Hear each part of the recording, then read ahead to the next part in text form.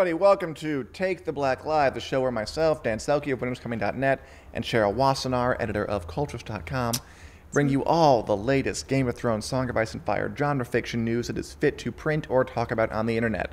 Cheryl. Same thing, really. It really is. Nowadays, there's no difference. We're going to talk about today. Two big things happened. First of all, we got some footage from the final season of Game of Thrones. Oh boy!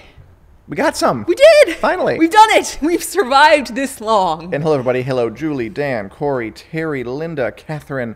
Thanks for joining us, and David. Okay, let's not Peter on the bush here. Let's just show the new footage that dropped during the Golden Globes this past Sunday. Finally, some Season 8 footage. Roll the tape. Winterfell is yours, your grace. And that's it. Hey, it was a few seconds, but a lot happened. Yes. Daenerys Targaryen arrives at Winterfell, walks over to Sansa and Jon, who have just completed their hug from their last footage, and Sansa, being all kinds of sullen, reluctantly hands control of Winterfell over to Daenerys. Yes. It's good stuff. First impressions of this, Cheryl? Wow, Daenerys' scarf is kind of ugly. Oh, do you think so? I kind of hate it. I really do. It's kind of awful. Somebody did a meme where they were like, oh, it looks like Daenerys stole Jaime's scarf that he used to wear. I saw that, yes. And I was like, that's why I hate it so much, because I didn't like it when Jaime wore it, and I don't like it when Daenerys wears it. Okay, let's do some of that. Let's, dive into the images here. Okay, so right there. I like it. I think it's jaunty. So just in terms of, fine distinctions, she's wearing her coat from last season, Daenerys, but she's wearing this new kick color of red under it. Well, the coat is a little different. Yeah, we've has, seen red images stripes. where it's more red than black stripes, so it's a little bit different. But yeah, she throws in the red scarf. You got a layer. She's in the north now. I mean, sure, but did she have to pick that scarf? I think you're being really hard on Daenerys for the scarf. Yes, I am. I expect better from my Khaleesi. I think it looks good. I'm always a fan of the new costumes from the show. Please see what they're going to do with it. Also, so just some notes here. So we see Jorah's there in the back with Daenerys as she walks over. Got to have her. One thing somebody noticed, I think Corey Smith on Winter's Coming Out noticed, is that in that first photo where Daenerys is walking over, you see Jorah, you see Jon and Dany kind of looking pensive about it. There's an unsullied soldier in the far right-hand corner. Sure. Over there in the far right hand. Okay. I love it. Which is good. It's fine. That can say it. Which, tells us something, that she came here with her armies at her side, of course, as she would. Yeah. I think, yes. Yeah, perfect. That is, there it is. There is that. You tried to hide, but you couldn't do it. Nope. HBO, we found you. We're going to find everything We'd recognize that helmet anywhere. The plan was for Daenerys and Jon Snow to arrive at Winterfell without her dragons. They came by ship.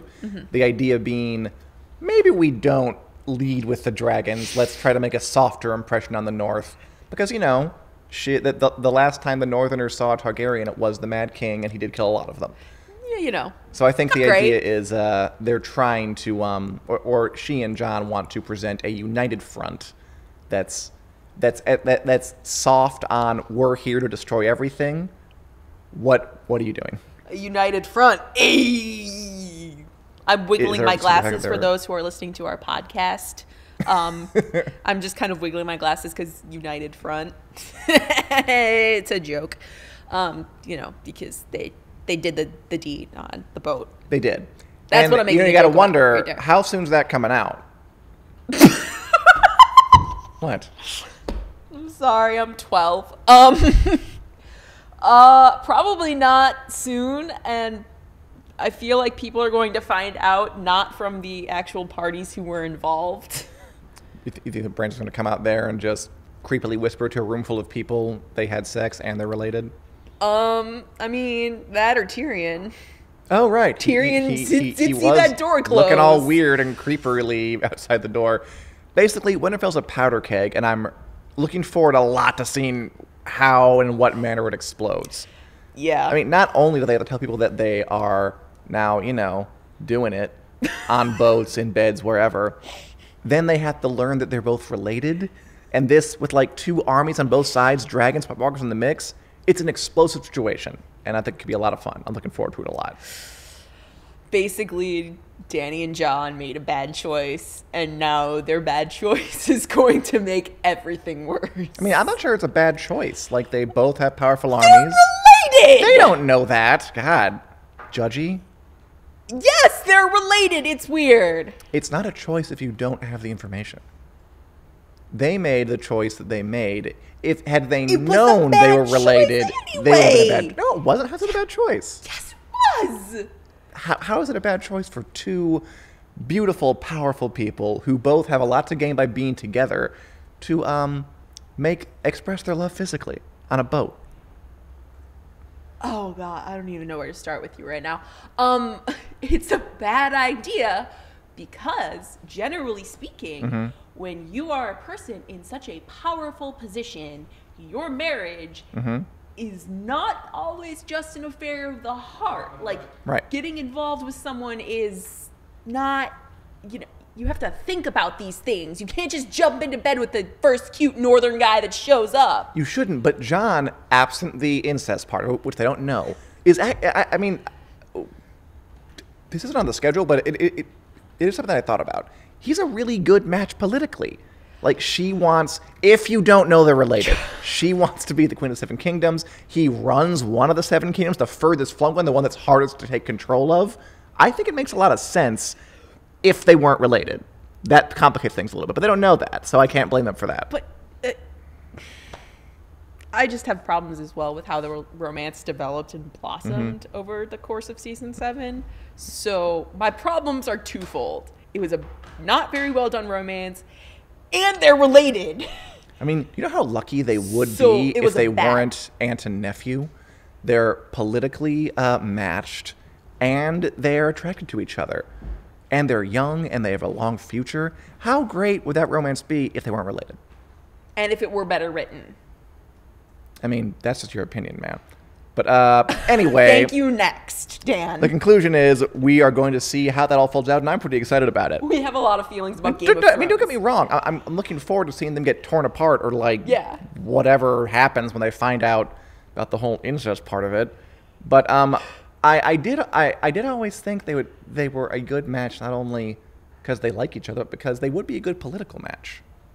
I mean, does that not make sense to you? Oh, it does. It makes sense to me. I'm not saying it doesn't make sense to me. I'm just saying jumping into bed at basically the first opportunity you have to do so might not be the best like, let's not get our feelings that entwined right now. There's a lot more important things going on here because they're young and dumb. I mean, do you know how long boat rides take back in medieval times? Like, forever. Are you saying that was the only method of entertainment they had? It's one of the top 3 easily.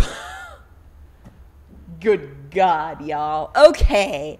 What else would we like to say about this? That's about it. Okay. I said more than I was intending to. So did I. Looking pretty good. Yes. I'm excited to have footage, and I'm excited where it goes. I mean, let's address really quick. Sansa did not look super duper enthused to hand over the keys to the kingdom. Yes. As I think she wouldn't, just having ruled it for the past season. And we'll see where that goes. Yes. We had a big discussion about it on our Wick Club episode this week. We did. We talked about how Dany and Sansa might get along or might not get along. And for that, you can go to the Wick Club, check it out a little later. Yes. Okay. But next, we have comments. Dan Turton asks, what are the other 2 ways to amuse yourself? And I'm going to go with rock, paper, scissors, and whale watching. 3 things you can do in a boat. You've done it, Dan. I couldn't have sex in a boat. I get really boat sick. But that's another reason they're really made for each other. Right. But again, we're going to see how it goes. I didn't need to know that, Dan. Oh, and yes, Brienne's facial expression was pretty great. I did really love it. It is pretty primo. I do appreciate it. You know what's interesting? What? That when I was like kind of cataloging the reactions to all this, everyone was interpreting everything very, very differently. Like, some people were like they looked at Brienne's facial expression and she was like, and Brienne's just being like, Sansa, chill out. But someone else is like, and Brienne's looking at Dany like she's like staring death daggers at her. It was very interesting how everybody She's staring more at Jon, honestly. Yeah, she kind of is. I didn't notice that. Yeah. That's a good point. Her eyes are slanted. Like, what do you see in her? Yeah. Or I see what you see in her. Yeah. Like, it's just interesting how everybody, for every single clip, people were, like, drastically different. Like, it was either, oh, Sansa's being so sullen, or, yeah, Sansa, you stand up for your right. Like, no one agreed, which is very, very interesting among fans. Oh boy, that's what happens when we haven't had much to go on for a long time, and this is only 5 seconds. There are shippers being entrenched, and it's great. Yes. But enough discussion of ships. Please, I learned more about. There's a debate in the comments. Julie would vote for the sex, which that's number 3 thing. Good. And Kenny wants to see the Jon and Arya reunion. Yeah, interesting that she wasn't in the clip, Arya. Because then they're saving that for an off-screen reunion, or like its own scene. Yes, that's probably what's going to happen. Yeah. Okay. Can we stop talking about boats and what happens on them now, please? I guess we can. I don't know why you would want to. Good Lord, a fascinating topic. But okay. For the sake of my sanity, Dan. Sure. Happy to. Thanks. Let's move on to another huge piece of news that broke this week. Yay. Again, it was a big week for this. HBO announced the full cast list for the Game of Thrones prequel series, which is, again, just to refresh you, is filming, or rather is set thousands of years before the current series, during the Age of Heroes, I think before the wall is built, around the time the White Walkers come for the first time. Houses, they're all different. There's no Targaryen rule. There's no one Iron Throne to rule. Everybody's kind of out there for themselves. And we finally have a cast list, a full cast list. We know Naomi Watts is in it. It's like their kind of headliner. Dude named Josh Whitehouse, also in it. And then they released a little collage here. I'm just going to read their names. If you know any of them, sound off. We got Naomi Ackie, Denise Goh, Jamie Campbell Bower, who, by the way, I saw in the Sweeney Todd movie from Tim Burton, and he sucked, but that's not his fault. Sheila Atim, Ivano Jeremiah, Georgie Henley. This is... that's Georgie Henley on the bottom, second from the left. And then moving to the right, Alex Sharp and Tony Regbo, who is from The Last Kingdom, if you watch that show. So, okay, what do you think of this cast? Everyone always was like, oh, Jamie Campbell Bower is so pretty, and I never understood it.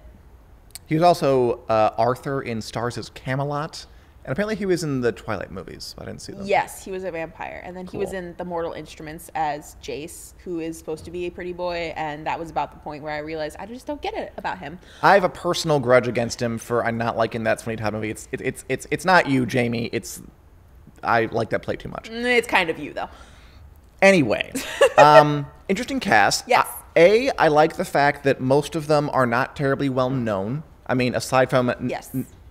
Naomi Watts is like the name, and even that, as I've argued before, isn't really, it's not like Jennifer Lopez or like a big name or something. Yes, Dan, we know you love Naomi Watts. She is an actor first and a celebrity second, in my opinion.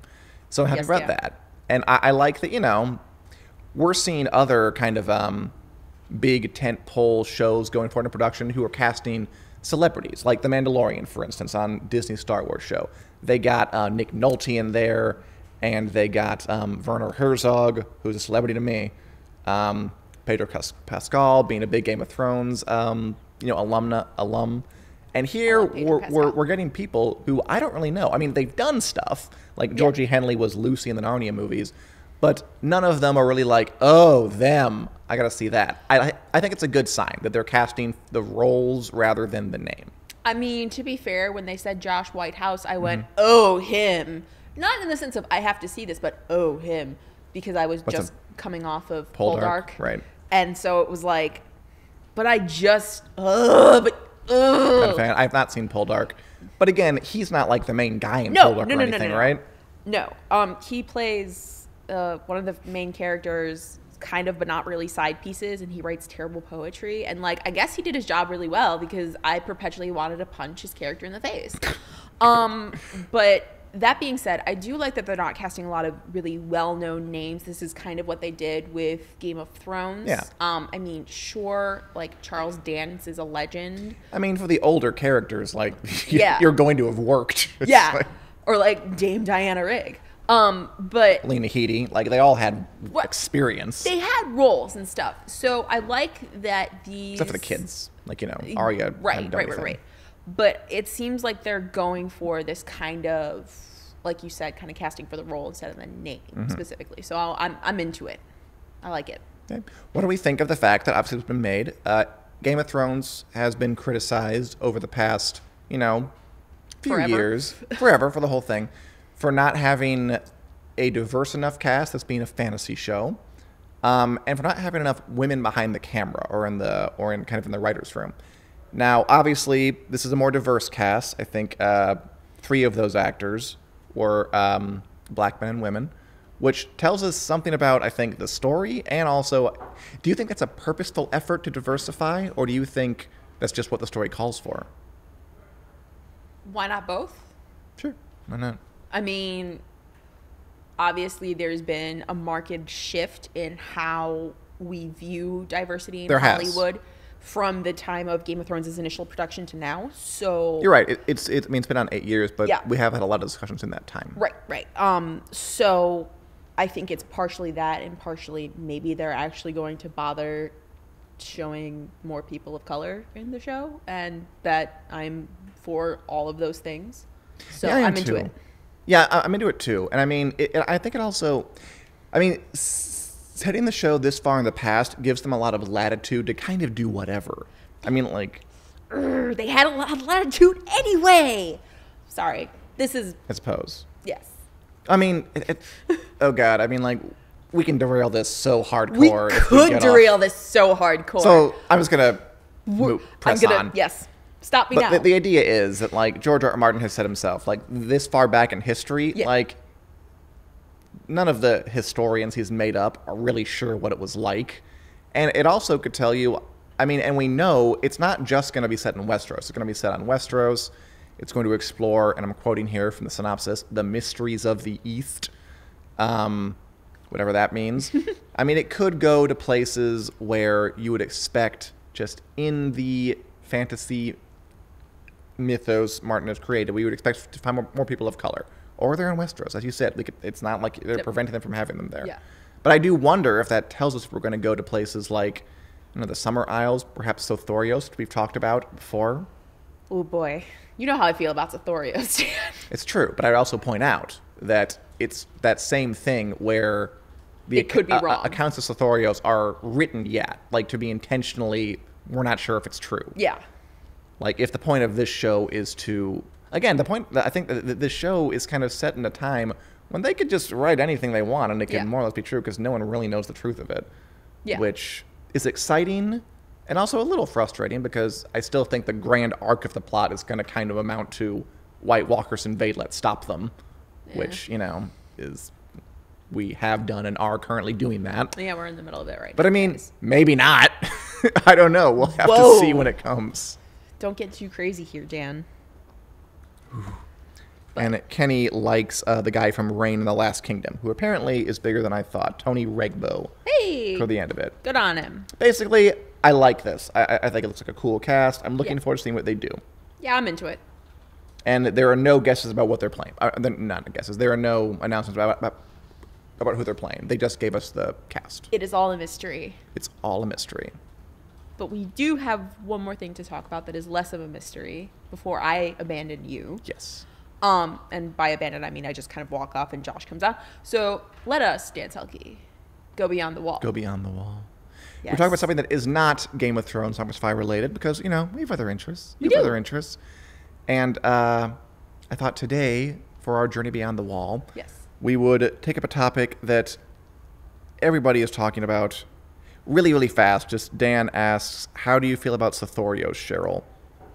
Can you give us like a 10-second summary? The descriptions of Sothorios and its people make me really uncomfortable. We had a long discussion about Sothorios on our Take the Black Club. Yes, we did. Video series, and I recommend you maybe check it out. Yeah. We'll share. Yeah. There's my very short synopsis. It made me like the descriptions of Sothorios, which are fictional, like they're meta fictional, I guess.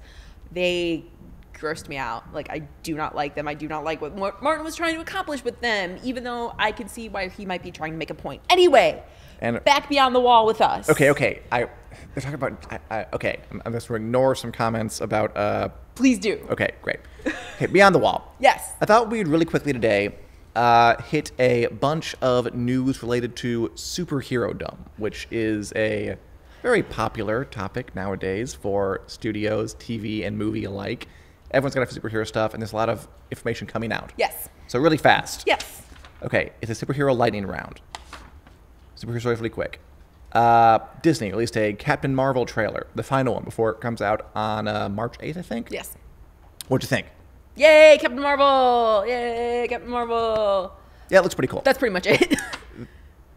They keep showing that fight between her and an old lady, and I'm here for that. That's a really fun way to get people to draw in and go to see it. Wait, Captain Marvel punches an old lady? Yes. And the old lady punches back. That's like right. some like parkour like on a subway thing and kicks her in the face. I know, it's great. Looking forward to that.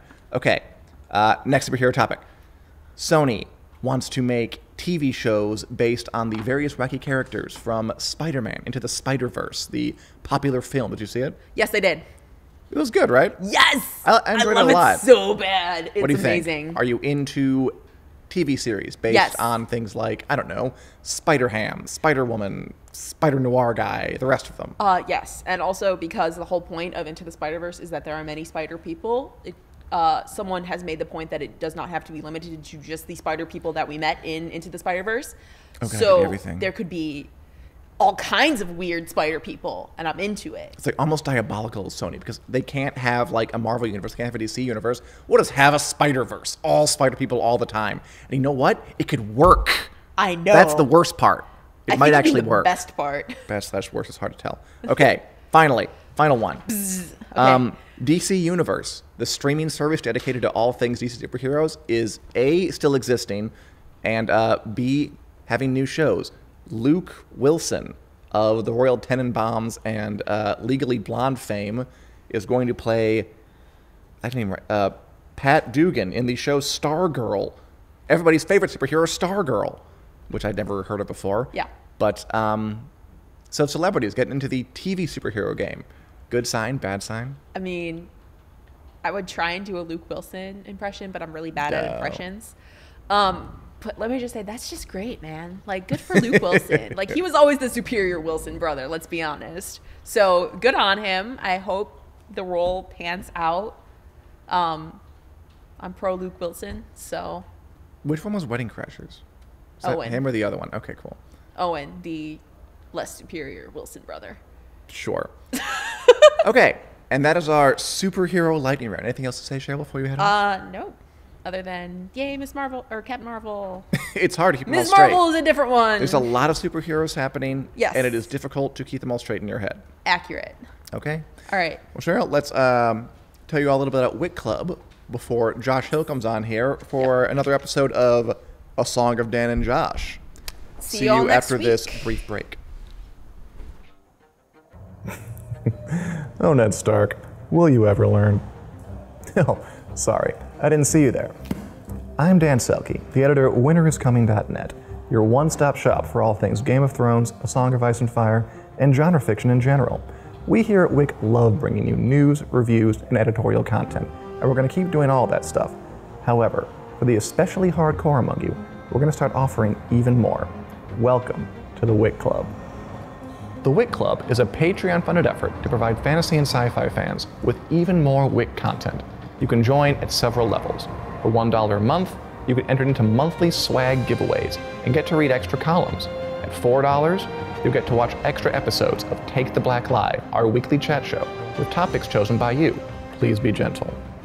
And at the Valyrian Steel level, that's $10 a month, you get Wick Club t-shirts and access to a new segment we're calling Drinking and Knowing Things, a monthly live stream where I drink wine and talk with all of you in a free-flowing conversation about Game of Thrones, fantasy, sci-fi, and whatever else comes up after I've had a few. Just to be clear, we're not going to stop doing anything in Wick we already do, and we're hoping to add more stuff anyway. The Wick Club is a way to produce even more content, and hopefully to get to know some of you better. You can find links to more information below. We hope to see you in the WIC Clubhouse. Valar Morghulis, bottoms up, and thanks for watching.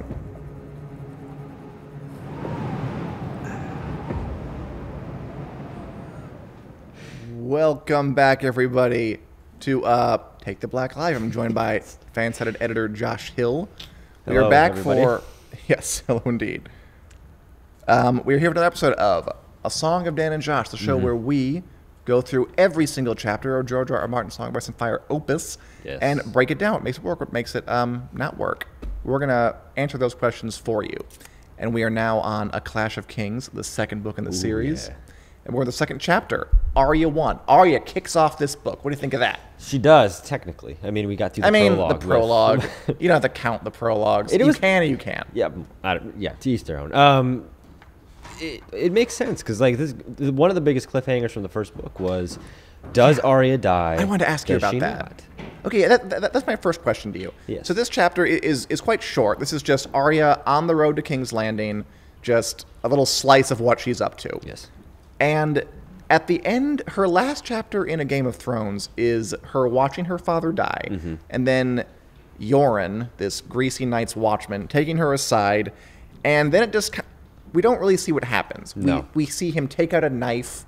I think the last line is like about tears coming down her face. Like, you could read that and say, oh my God, he killed her. And is Martin playing dirty by making fans wait a whole book to see that, no, she's fine. He just cut her hair to pass her off as a boy. No. Because on the show, this is not a cliffhanger at all. We get this immediately. Yeah, I don't think he's playing dirty. No? I think it's fair game to do that at the end of that book. Because you got to keep people interested. You know, that was a question people had. Like, we jumped right into this right after we finished the first book, but if you're reading it between publications, that's a cliffhanger that you want to know. It doesn't necessarily have to be a cliffhanger on the show, which it wasn't, because we can kind of skip along at a quicker clip. Well, yeah, also that couldn't. Like, could you imagine, like, on the show, they would have had to, like, just have a shot of the knife being drawn, and then, like, it going toward Arya's face and it cutting away. Really cheesy. It's hard to translate it to the show. Right. It worked fine in the book for me. I didn't think it was like dirty pool or anything like that. Well, how forgiving of you. I think it's kind of bullcrap. Well, I don't know. There you go. End your book with you're not sure what this character is. And then I think he knew it because he opened the book with Arya. He's like, okay, I got to establish right away that she's fine. Oh, people don't worry. He knew. And I mean, this is a guy who sometimes his book, we can go 8 years between books. I mean, back then it wasn't so much. No. It was much shorter, but still. I'm not a fan, but I'm... Well... I mean, no harm, no foul. We watching the show. We all know she didn't die, so it's fine. Okay. Blah, blah, blah, blah, blah, blah. Really quick, Dan asked, do we think when we get a Dance of Dragons epilogue, Winds of Winter will be out? He's asking, when we're done reading the entire series, will the new book be out? I hope so, because then we're going to read it. And we're going to do it on Facebook Live. I think it will. I think it will. I'm heavily invested. I didn't really care before because I'm like, whatever, this is kind of just some fun drama. But now it's like, you know, Al Pacino and The Godfather 3, like, you pull me back in. I'm like, damn it, now I care. So, okay, I'm with you. So the rest of the chapter. So again, like I said, like it's not long at all. No. It's quite short. It's just kind of her, you know, putzing around doing her stuff. What jumped out to me was some of the thematic stuff. So I think the chapter opens with her talking about how she hates the name Lumpy Head. That some, you know, dick kid on the troop give the name of Lumpy Head because she has lumpy heads. The idea of Arya getting names happens a lot.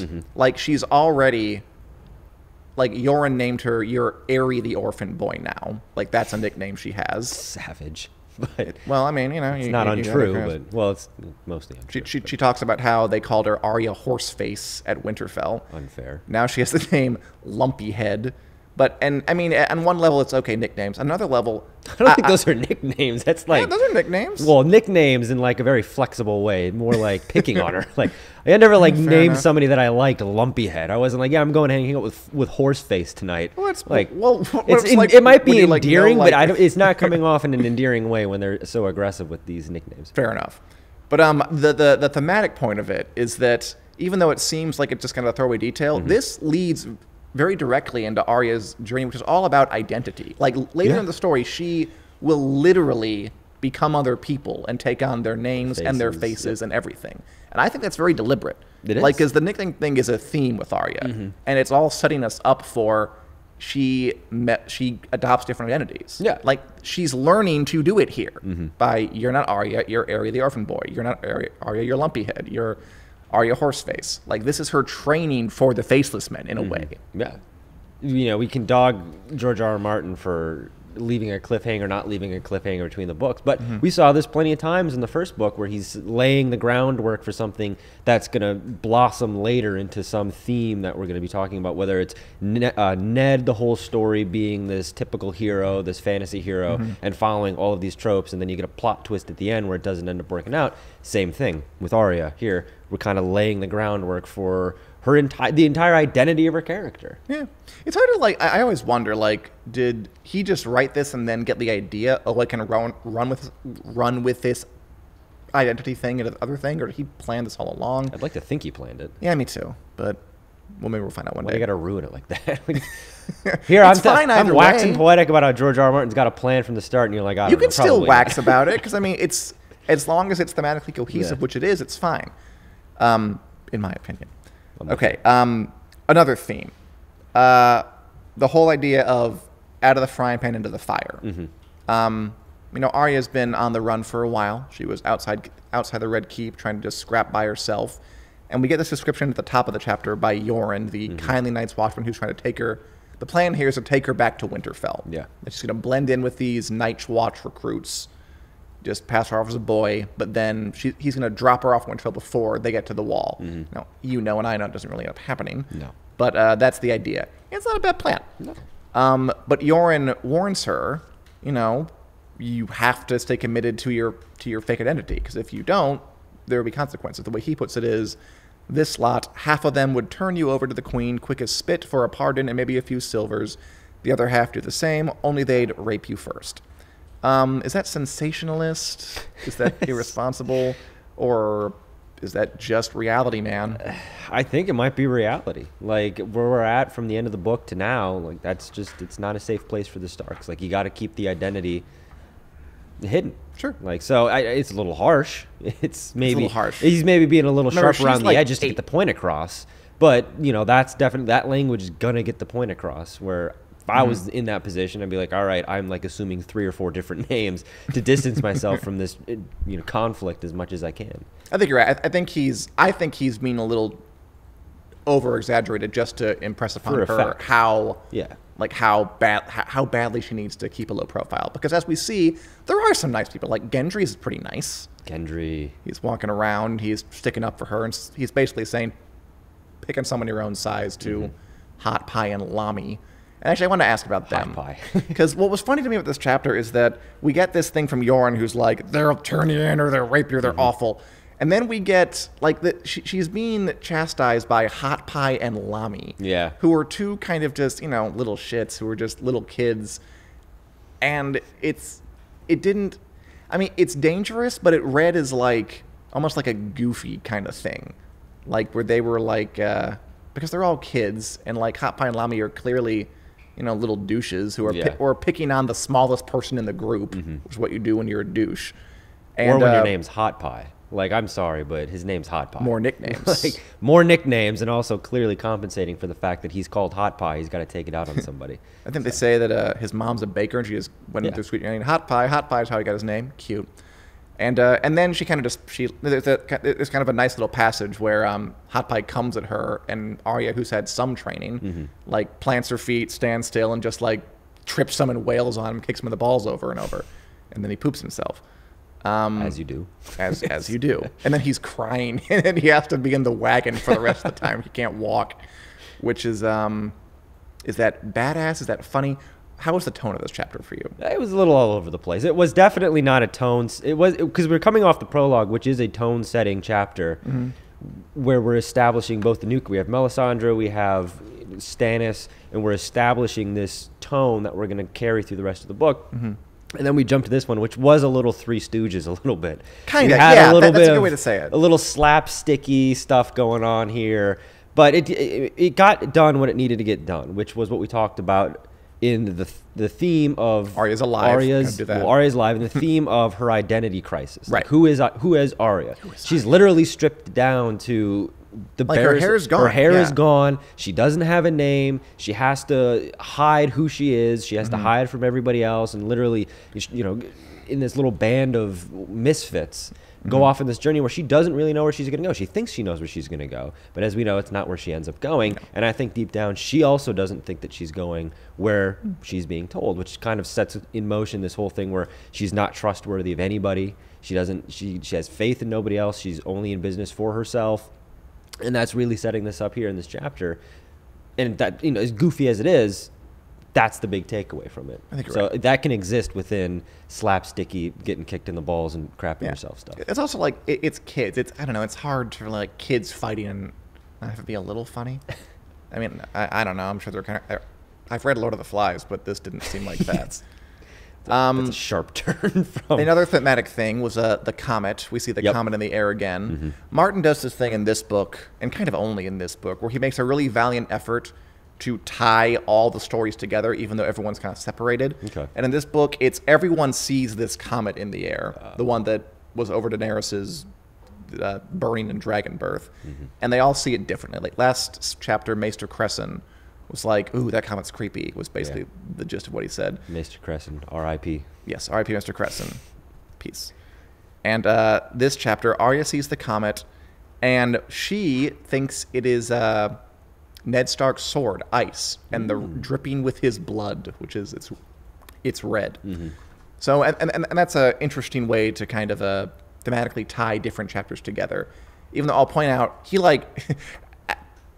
after this book, he never tries it again. No. It's like there's too many places. I'm not even going to bother. But he does take a swing at tying everybody together with this comet. Well, good for him. It's a good device. I think it works. It's fun. It's very Steven Spielberg-y. He always has like the comet going wherever in the background of one of his shots, so you know that it's his movie. Cool. I didn't know that. So George R. R. Martin's being a little derivative here. George R. R. Martin, get creative, man. And finally, I wanted to talk about shipping a bit. Ah, yes, my favorite, as everybody knows. I think it's very interesting. The chapter ends with basically Arya. I mean, the chapter ends literally with Arya thinking about Jon Snow and thinking, "I really want to see him again." Like that's kind of become sort of her goal. Yeah. Two things. I wonder if George R. R. Martin had abandoned the idea of having Jon and Arya get together by this point, which was his original plan. Weird as that sounds. It's very weird. It is very weird to think Extremely about. strange. Hey, it's season 8. We'll see him reunite. Maybe we'll see some vestiges of that. And B, we also get kind of another sort of love interest, let's call it, with Gendry coming in. This big strapping guy. He protects Arya. I mean, he doesn't really have to protect her because she kicks the crap out of them anyway. But, he tells Lami and Hot Pie, like, don't be dicks. Pick up somebody your own size. Stop teasing him. And, she notices him. Are they the OTP or one true pairing is what I've learned that means. This is the first time I've ever heard that. So that is a shipping term. Yeah. OTP means one true pairing. You're welcome. Shipping. You're speaking foreign language here when you get into the shipping territory. No, because it actually was a curveball to even think that was a possibility. Because in my mind, I have it so set that they are absolutely not in any sort of a realm where they can be together. Like Arya and Gendry? Or Arya and Jon. Yeah. Arya and Gendry. That's hard to think That's of. weird. And Arya and Gendry is what it is. Like, this is kind of like when we talked about these other chapters in the other books with Sansa and Arya and Jon and, Robb, we didn't get from his perspective, but we saw these are kids and they're coming into their own. They're going to have to deal with these things that real people deal with around this age. So, like, this doesn't necessarily surprise me. Arya always seems to be more business. She does, yes. So it was a little striking in that regard too, because I've always seen Arya as she's a taskmaster with a sword. Like, she is going to get something done, and there's really only the mission and nothing else other than the mission. So that's the only real kind of curveball that threw me there. And the Jon stuff is just no thank you. That's like, I'm not here. Like, we got enough incest on the show. Like, I'm not looking to read that. Like, I'm good, especially forced. Like, this is the first time that idea was introduced to me, and I was like, nope, get it out. I mean, again, it was like an idea he had early on. Obviously, he didn't go through with it. Thank God. Like, why does he have all these incest ideas? Like, that's a good literally, question. All of the incest ideas George R. R. Martin has at least at one point considered. Like, maybe he should talk to somebody about that. Would it interest you to know that there is a fairly large contingent of fans, or I'll say a passionate group of fans who would like Jon and Sansa to get together? I mean, I'm aware of that, but and that's not. It's still uncomfortable, but I don't need new. I don't need new combinations of incest introduced to my Game of Thrones viewing experience. I think shipping culture is really interesting. Just like, where do they get their ideas? And I'm out of thin air, apparently. Grasping at straws is where we get these ideas. We'll look at some of that a little later. Anyway, that's a pretty short chapter. Next week we will do Sansa 1. Arya with Sansa. Yeah. Okay. Back in King's Landing, how's she doing? As we continue to read A Clash of Kings. Read along with us, won't you? And we'll be back here, Facebook page, winteriscoming.net, 4 p.m. Central Standard Time on Wednesday. See you then, everybody. Thanks for watching.